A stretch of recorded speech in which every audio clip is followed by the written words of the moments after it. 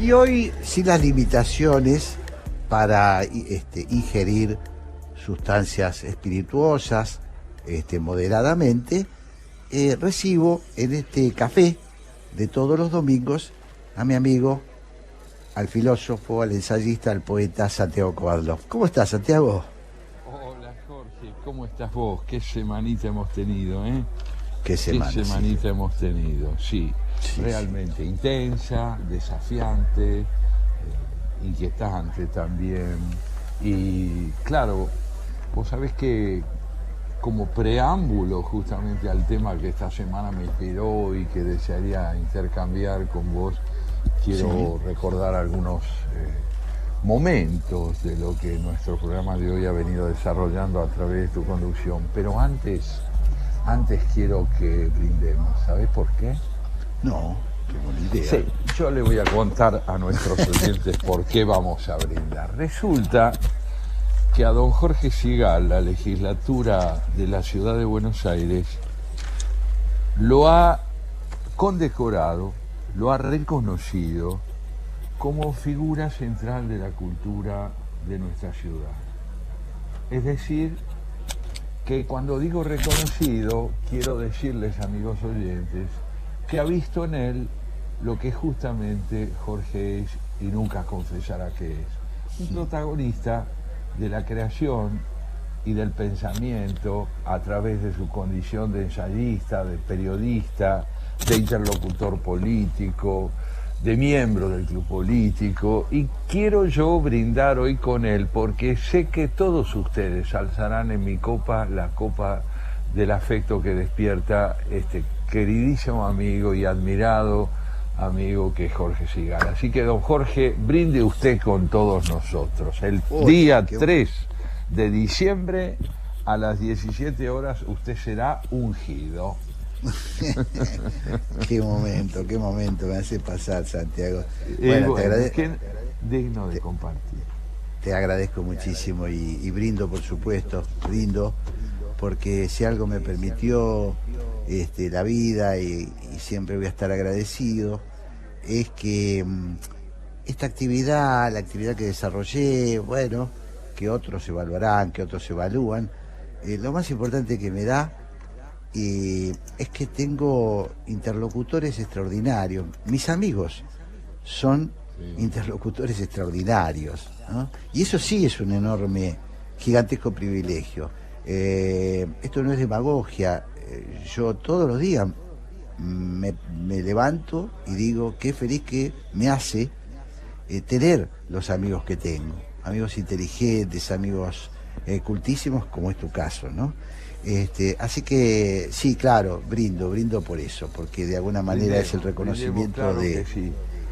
Ponés el acento en el diálogo, Jorge, y lo haces muy bien y con mucha razón, porque uno finalmente, creo yo, uno consiste en los vínculos entrañables que ha sabido crear, no solo familiarmente, sino justamente en la configuración de ese desvelo que a muchos de nosotros nos caracteriza, nos marca, que es el deseo de aprender a preguntar, aprender a pensar, aprender a reformular un saber que si no se renueva permanentemente, si no nos lleva a romper con el hacha de Kafka el hielo de lo convencional y de la costumbre, difícilmente nos permite ser seres libres, ¿no? Tal cual, tal cual. Y vos sabés que justamente entrando un poco en el preámbulo al tema que te quiero plantear hoy, Sí, te escuchaba en tu editorial decir algo que lo enlazo con lo que desarrolló Vicente Palermo y luego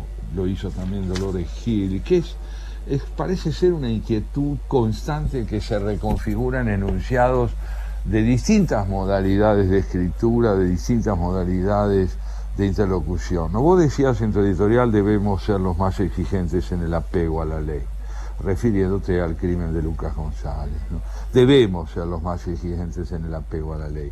Y cuando hablabas de este deber que contraemos, lo importante es señalar que no necesariamente uno debe ser exigente con lo que podría ser la expresión de un pensamiento político con el que no coincide, sino precisamente con aquellos con los que coincide. de ser exigente con quienes nos representan.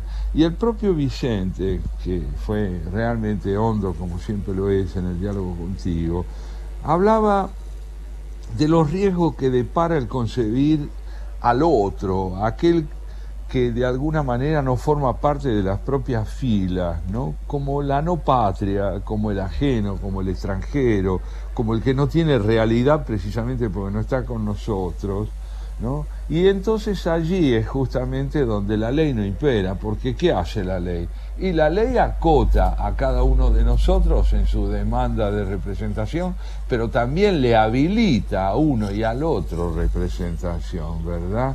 Entonces, este planteo que él llevó adelante, cuando vos le preguntás si el peronismo tiene porvenir dialógico en la Argentina, con este eventual retorno de los caudillos provinciales al primer plano de la elocución partidaria, resultó ser muy interesante precisamente porque también invita a un reconocimiento de la alteridad, ¿no? Que él vinculaba a la posibilidad de unas pasos internas que controlen la violencia y generen liderazgos bien ganados a través de una disputa equitativa. Y también el planteo de Dolores, veía yo siempre dentro de este preámbulo de lo que te quiero plantear, Jorge, sí. Esto que ella decía, ¿no? que tan conmovedor, devolverle a la palabra lo que estaba, devolver al campo de la palabra lo que estaba en silencio, ¿no? Y en la Argentina de hoy lo cierto es que hay muchas cosas en silencio, mucho silencio extendido que está pidiendo la palabra, ¿no? Y me parece que justamente ahí viene de lleno lo que te pregunto y me importa saber muchísimo de vos. ¿Qué le ha expresado, Jorge, la ciudadanía a la oposición mediante el voto mayoritario que le otorgó el 14 de noviembre pasado? ¿Le ha expresado confianza? ¿Le ha expresado una súplica desesperada para que volvamos a la normalidad como país? ¿Le ha expresado esperanza? ¿Le ha expresado desesperación desde un padecimiento que no encuentra todavía un cauce resolutivo? ¿Cómo podemos leer en suma la demanda social a los triunfadores de las elecciones del término medio del domingo pasado? Es muy interesante y muy profundo lo que vos preguntás, ¿no? Yo creo, Santiago, que la primera sensación que yo tengo es que la gente ha dicho no.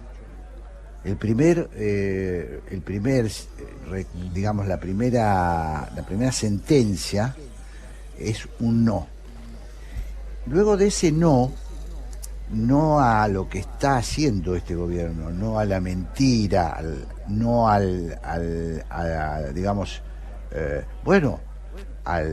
a todo lo que hemos atravesado en estos 2 años de espantosa gestión de Alberto Fernández, conducido por Cristina Fernández de Kirchner.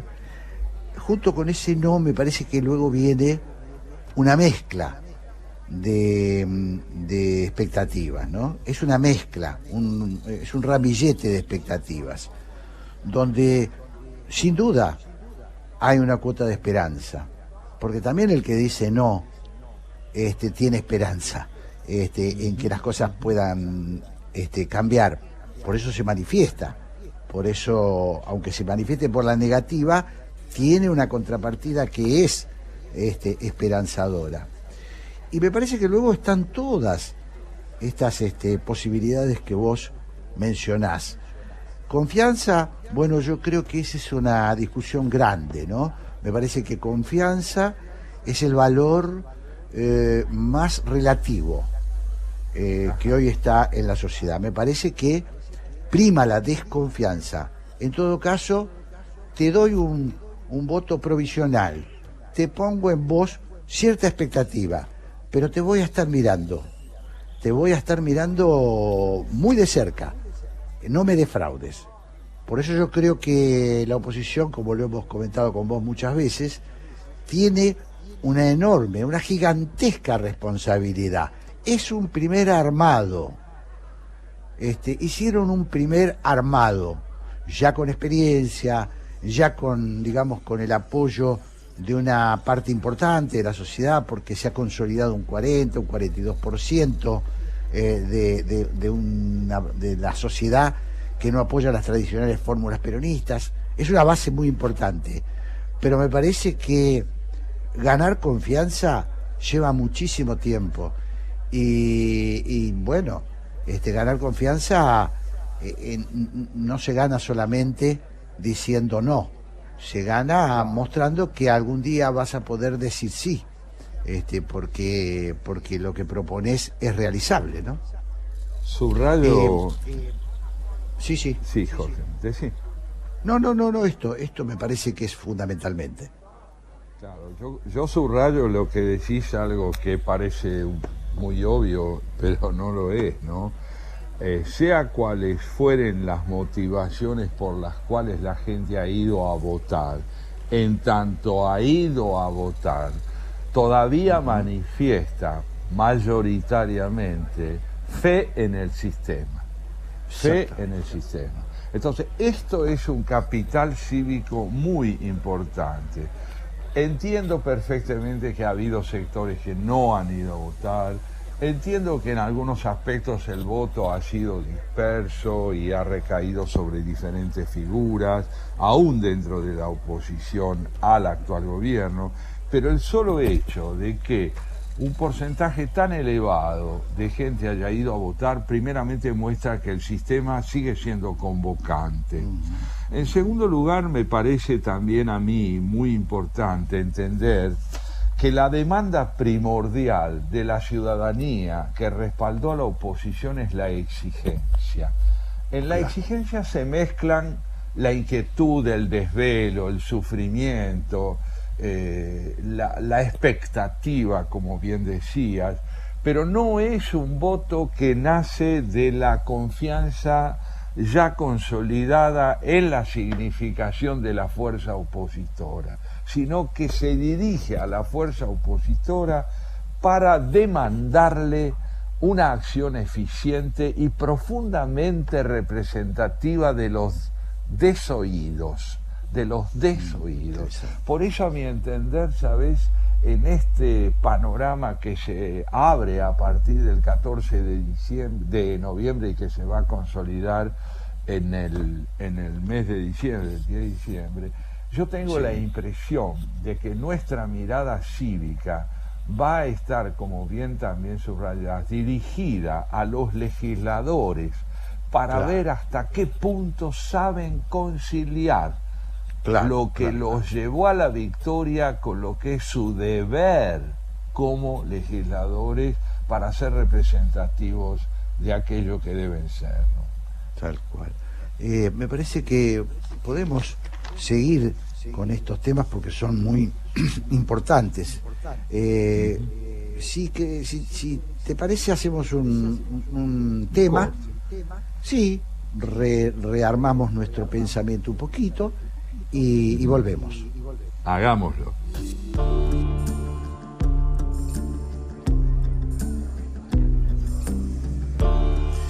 Bueno, estábamos, Santiago, en un tema apasionante para mí, inquietante a la vez, que es que expresó la ciudadanía, así lo definías vos, el día en las urnas, ¿no? Sí, porque efectivamente la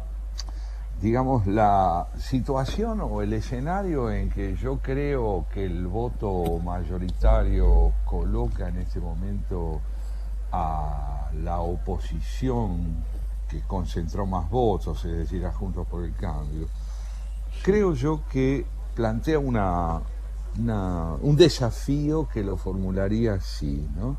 Sostener la cohesión que hizo posible la victoria, profundizándola, y al mismo tiempo advertir que esa victoria perfiló distintos protagonismos, no una personalidad exclusiva que quedó situada al frente de ese proceso con un liderazgo indiscutible. Entonces, ¿cómo conjugar la cohesión indispensable con la proyección de esos protagonismos personales de los cuales habrá de brotar el repertorio de liderazgos legítimos que harán de esta fuerza, bueno, una fuerza con proyección en las elecciones presidenciales, ¿verdad?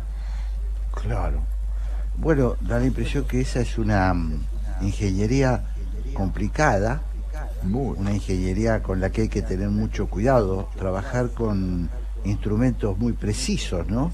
Porque bueno, las apetencias, las ganas de ocupar lugar, los personalismos, bueno, pueden empañar las expectativas populares. No sé qué pensás vos, ¿no? Pero me da la impresión que hay un pequeño riesgo que sigue siendo muy cuidadosa la oposición de no deslizarse hacia, y sobre todo no acelerar los tiempos, ¿no? Porque el país está muy mal, nosotros estamos muy mal como ciudadanos, ¿no?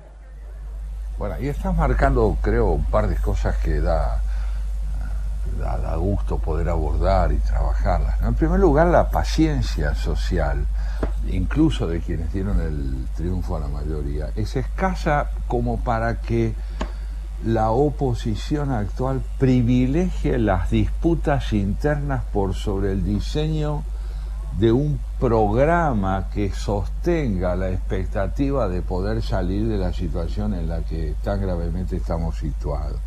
Como bien señalas, es decir, muchísimo cuidado con privilegiar el yo sobre el nosotros y el nosotros sobre la representación del ustedes que nos dieron los votos para que podamos trabajar en esa dirección.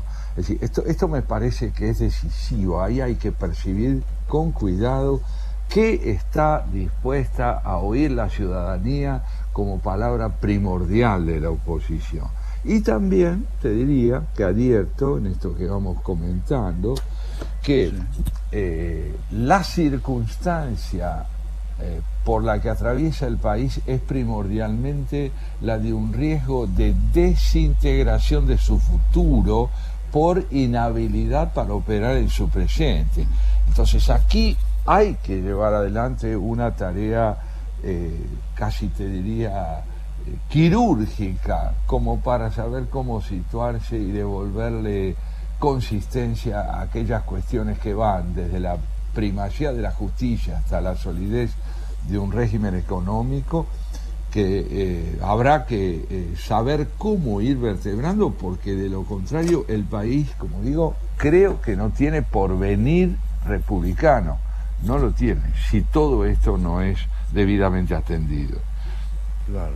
Me quedé muy impresionado, quizás por mis propias palabras, pero sobre todo porque Vicente Palermo le dio el marco adecuado a esta idea de que uno está siempre esperando algo, que suceda algo, y él decía, bueno, sí, corremos el riesgo de que no suceda nada. Que no suceda nada quiere decir que marchamos hacia la posibilidad de un Estado fallido, decía Vicente Palermo, ¿no? Vos fijate que uno siempre percibe la amenaza como un rayo, como algo que te parte y empieza otra cosa. No, hay algo todavía peor, que es la decadencia continua, el lento caer, la degradación. Yo creo que esa es la tendencia que hay que revertir. Qué notable lo que decís, ¿no? La repetición, porque la decadencia se produce como expresión de la hegemonía de una ineptitud que no logra ser revertida, que puede cambiar incluso de voceros, pero que se va ahondando en su misma monotonía e impidiendo que haya otro tiempo vigente que el de un presente cronificado, un presente que queda congelado en su ineptitud para la transformación. Y ese es un riesgo enorme que se corre cuando las dirigencias políticas no tienen un buen diagnóstico del presente elaborado a partir de una alternativa de futuro diseñada como programa capaz de suscitar convergencia interpartidaria, convergencia entre las fuerzas políticas, porque el problema primordial, como decía Zukovicki el otro día en televisión, el problema primordial no es la economía, el problema ético primordial es la política, la política. Claro.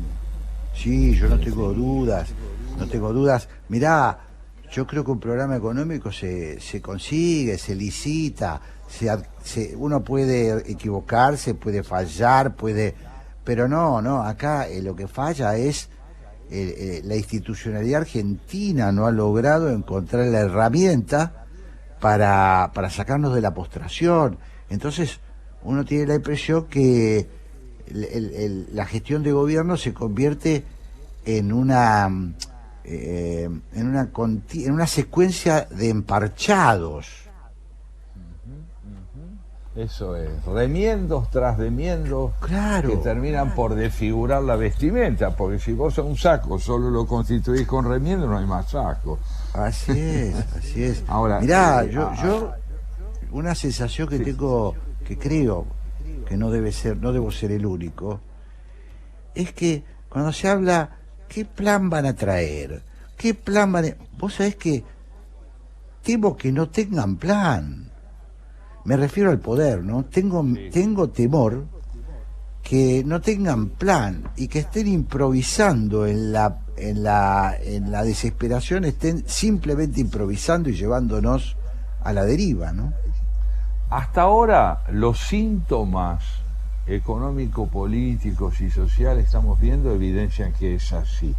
Ahora, fíjate vos qué desafío enorme. El oficialismo tiene poco tiempo, si atendemos a las exigencias protagónicas que les imponen sus investiduras, tiene poco tiempo para evidenciar que es capaz de organizarse, y es tan hondo lo que hay que organizar, que es muy difícil organizarlo en poco tiempo, es decir, con una premura que no sea incompatible con la reflexión y con la posibilidad de haber meditado a fondo lo que se va a hacer. Por otro lado, la oposición, que tiene un poco más de tiempo porque se lo ha dado además el voto popular, ese más de tiempo, ese plus de tiempo que tiene la oposición, exige que desde ya haga evidente que sabe diagnosticar adecuadamente la salida y no solo polarizarse en un mero diagnóstico sobre la impotencia oficial. Claro. Porque ya no estamos en una etapa después de la votación del 14 de noviembre en el que baste con decir que hay alguien que no sabe hacer las cosas bien, imitando a un oficialismo que se pasó 2 años hablando mal de Macri, en lugar de encontrar alternativas a lo que presuntamente era el error del gobierno anterior. Claro. Bueno, ahí en ese sentido, Santiago, la oposición va a tener una oportunidad enorme a partir del 10 de diciembre, cuando se sienten en sus bancas los nuevos legisladores que van a tener que construir una nueva mayoría parlamentaria, y el Parlamento va a tener que convertirse en la caja de las propuestas, en la caja de, digamos, donde converjan propuestas concretas. De alguna manera, al legislar, vas dibujando cuál es tu plan para el futuro. Sí, y ahí entonces aparece otro matiz del significado del voto que le dio mayoría a la oposición, que es una exigencia profundamente cívica que consiste en los votamos para que conviertan al espacio legislativo en algo que desgraciadamente se desdibujó en el curso de estos años, que es en el espacio de la formulación de leyes jerarquizadas a través de un muy buen diagnóstico de las urgencias del país, y a las que respondan con leyes que se sea capaz de formular para atenuar la distancia que hay entre la expectativa social y la gestión política. Atenuar la distancia entre la expectativa social y la gestión política, que implicará fortalecimiento de la ciudadanía y al mismo tiempo devolverle a la política una robustez, vamos a decir así, significativa para la sociedad, que está muy debilitada. Muy claro. Muy debilitada, ¿verdad? Claro. Y claro, yo creo que lo que debería concretar la oposición es eso que los ingleses llaman gabinete en la sombra, ¿no? Esa idea de que mientras estás fuera del Ejecutivo vas preparándote como si, bueno, ellos lo hacen con designando ministros en la sombra, ¿no? Porque hay que tener, no se puede llegar luego, si se llega al gobierno y empezar a tocar la guitarra, ¿no? No, es que ya no hay oyentes para esa guitarra ni nadie que ejecute con credibilidad el instrumento. Claro. Estamos hablando, creo yo, siempre, audición tras audición, del papel que el otro juega en la comprensión de quien es depositario de las investiduras del poder, del papel que juega el otro en la transversalidad del poder como para generar consensos. Y bueno, y también, vos sabés que llevado por este clima y esta atmósfera no de reincidencias, pero sí de obsesiones predominantes como son las que cívicamente nos han tomado desde hace mucho a los dos, he pensado obsequiarte hoy y obsequiarle a los oyentes un poema donde aparece una imagen del otro como aquel que es materia o yo diría pretexto para expresar la íntima fe que se tiene en la significación de otro, en el valor que el otro tiene como fuente depositaria de mi propia capacidad de reconocerlo y de reconocerme en el diálogo con él. ¿Y sabes de qué se trata? No. Se trata de un soneto de William Shakespeare. Nada más ni nada menos. Nada menos. Shakespeare compuso, hasta ahora es lo que se sabe, 146 sonetos, más allá de sus tragedias y de sus comedias. 146. Y de esos 146, de los que ha habido muchísimas traducciones, yo he elegido uno hoy, que es el soneto 55, porque están enumerados, donde él va a hablar de lo que es la significación de alguien amado, de alguien querido, ¿no? Y dice así, Jorge. Te escuchamos. Ni el mármol ni los áureos monumentos durarán con la fuerza de esta rima, y en ella tu esplendor tendrá más brillo que en la piedra que mancha el tiempo impuro. Cuando tumbe la guerra las estatuas y el tumulto los muros desintegre, ni la espada de Marte, ni el ardor voraz de las batallas podrán con tu memoria invicta. Irás contra la muerte y el olvido, acogerá a tu elogio la mirada de las generaciones venideras, hasta que el juicio final consuma el mundo, y aún allí, en el día en que también te juzguen, vivirás en estos versos y en los ojos de todos los amantes. Qué bárbaro, qué impresionante, William Shakespeare. Fíjate vos la razón. Aquí está el soneto, 400 años más tarde, y me temo yo que seguirá estando cuando vos y yo hayamos cambiado de audición. Y sí, claro que sí, claro que sí. Y estemos en otro planeta, pero esto viene de un verso muy hermoso de Horacio, ¿no? Sí. Horacio, el poeta latino, decía: construí un monumento más duradero que el bronce, refiriéndose a su poesía, ¿no? Y a veces pasa esto con la palabra, que alcanza a expresar una vivencia universal. Tiene una vitalidad invicta. Claro, claro, claro, claro. Es emocionante, ¿no? Yo te escucho contar estos versos y siento una enorme conmoción. Bueno, esto que vos decías, ¿no? La perdurabilidad. Bueno, no sé, se ve que yo creo que gente talentosa se puede hacer, pero genios nacen poquitos, ¿no? Genios, Sí, que nacen fíjate vos, genios. Shakespeare enamorado, Claro. ¿no? De pronto embelesado por la belleza de aquella que es la inspiradora de su palabra, logra, no sin desesperación, inscribir en la palabra algo de aquello que está destinado a perecer indefectiblemente, pero en esa palabra a vivir de tal manera que nosotros hoy, tanto tiempo después, podamos reconocer en lo que dice una emoción personal. Claro, claro, claro, claro. Es muy impresionante. Muy impresionante y esto, ¿no? Cómo esos seres interpretaron al ser humano en su plenitud, ¿no? Es muy eh, sería qué Lo bueno decís que muy bien. sería que los políticos y los dirigentes revisaran más seguido los clásicos.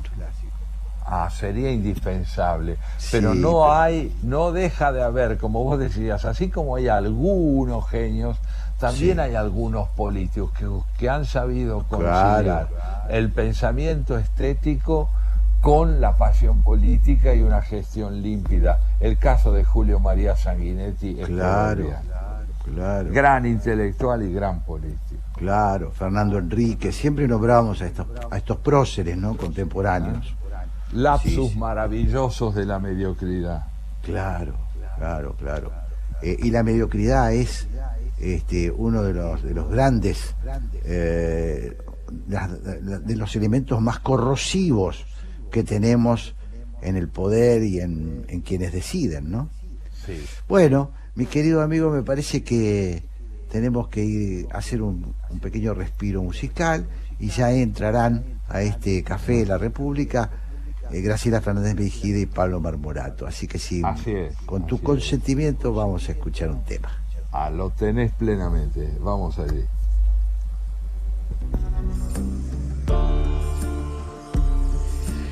Bueno, querido Santiago, ya están, ahí los ves. Graciela Fernández Aquí Mejide y Pablo vienen. Marmorato. Muy bienvenidos. ¿Cómo Bueno, se nos están, ve, pero no queridos se nos... amigos? ¿Cómo están Se van a ustedes? hacer. Es que hay tanta gente que tal vez Sí, nos confunden de mesa. A ver. ¿Cómo?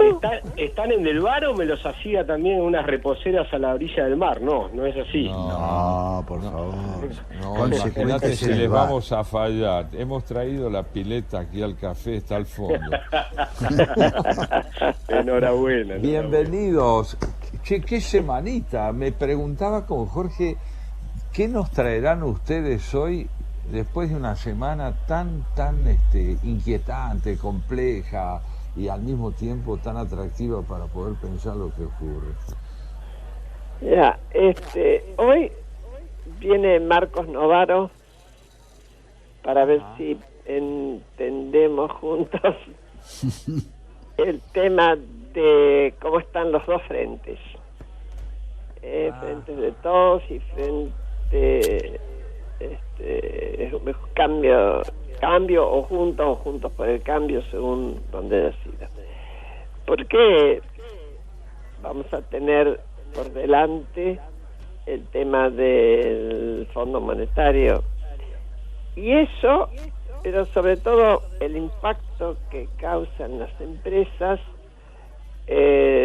todo lo que está ocurriendo, incluso los subsidios y si se mantienen o no se mantienen, en fin, todo esto lo vamos a hablar con alguien que trabaja habitualmente en es economista, ¿no? Pero trabaja con Arriazu, como analistas y consejeros, analistas económicos y consejeros de inversiones, etcétera, que es Fernando Marengo. Así que bueno, yo creo, me parece que nos vamos a angustiar un poco más. No sé qué opinan ustedes. Bueno, ¿y ustedes qué estuvieron hablando? Nosotros estuvimos con Tito Palermo, un conocido de la casa. Ah, sí. Y charlando un poco justamente de esto, ¿no? Que Tito deslizaba hacia el final un interrogante muy grande que bueno, que yo le metí, ¿no?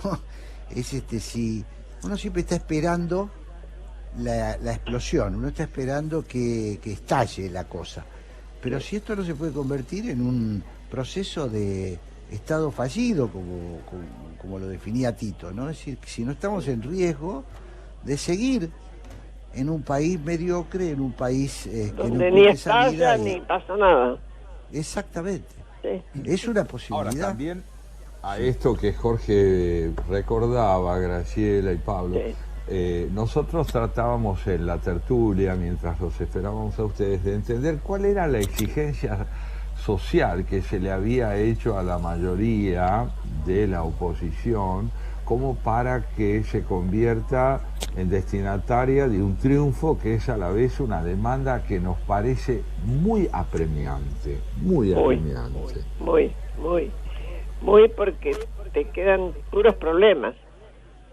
Y además no te queda el poder ejecutivo. Es un momento de cambio donde en un país con poder excesivo, para mi gusto, presidencial, un país lo que se llama presidencialista, la oposición puede, en fin, puede estorbar, puede acompañar las buenas propuestas, pero no puede ejecutar. Así es. Y eso no es fácil, va. Pero hay una oportunidad que se abre en diciembre para que demuestre compromiso, lucidez y capacidad de superar las tensiones internas en favor de un proyecto que tiene que ser el reflejo de una demanda que se quiere y que se hace oír. Hay países donde en ocasiones como estas la oposición arma lo que se llama gobierno de las sombras. Es como si fueran ministerios que trabajan paralelamente, pero preparan ya para cuando aspiran a su gobierno, ¿no? No estaría nada mal que lo hicieran, podrían hacerlo. Y la necesidad también veo, permítanme, se le abre un desafío claramente a la oposición, como bien dan en la tecla Santiago, y la disputa del poder, más que válida, es el combustible también, ¿no? de la política. Digo, mucho se está hablando ahora entre esta disputa entre palomas y halcones. Ahora, lo importante y lo necesario sería la institucionalización de Juntos por el Cambio, ¿no? Tantas veces pedida con una mesa coordinadora, habrá que ver qué es lo que pasa ahora en esta instancia, porque hasta ahora no ha ocurrido, digamos, con los partidos integrantes de la coalición. Tienen una mesa chica, pero está claro que van a disputar lugares. Para eso, vos sabés, Pablo, que lo único que uno puede hacer como mejor, y hay que tener coraje y generosidad y demás, es acuerdos cooperativos, ¿no? Seguro. Bien, seguro. Bien. Es interesante advertir la magnitud del desafío, porque la gente está, dentro de lo apremiada que se encuentra, muy atenta para ver qué privilegia a la oposición en su propia disputa interna. Si privilegia la formulación de un programa de trabajo que salga al encuentro de la satisfacción de las necesidades sociales, por lo menos de manera gradual, o privilegia la mera disputa del poder, porque una cosa es el gobierno y otra la gobernabilidad. Exactamente. Y fíjate que es una sociedad que sigue movilizada todo el tiempo, porque mirá, yo no sé cuánta gente va a ir a la convocatoria por la muerte de este chiquito Lucas González, Sí, a la convocatoria que es el padre, pero se anima a hacer una convocatoria. impresionante. Es, Claro. Impresionante, realmente asombroso, ¿no? Y además ha llamado con unas... Es escalofriante, porque está llamando con banderas argentinas, no quiere, justamente, es un mensaje, no quiere divisiones, Ujú. ¿no? A mí me conmovió cuando escuché recién que decía que llama con banderas argentinas. Así es, no quiere ver divisiones. Si Exactamente. no se entiende ese mensaje, Pero, es en que medio ¿cómo de vamos ese a dolor, transmitirlo? en medio de esa tragedia y de la tragedia y de la indignación, ¿no? Porque, Es la elaboración cívica de un duelo personal, es extraordinario eso. Sí, tal cual. Sí, la verdad que hay datos que genera la sociedad, que da la sociedad, que digamos que nos dan un poquito de optimismo, ¿no? Sí, esperanza, sí. Sí, nos da Yo nunca la esperanza, termino de perder. Y claro, Claro, tal cual. sobre todo cuando está depositada en la sociedad, ¿no? Para Tal que cual. aleccione a la política. Tal cual. Así es. Bueno, mi querida Graciela, Pablo, Santiago, llega el turno de Los ¿por qué? despedimos. Les mandamos Jorge, un gran abrazo, que vamos. tengan un lindo Antes de programa.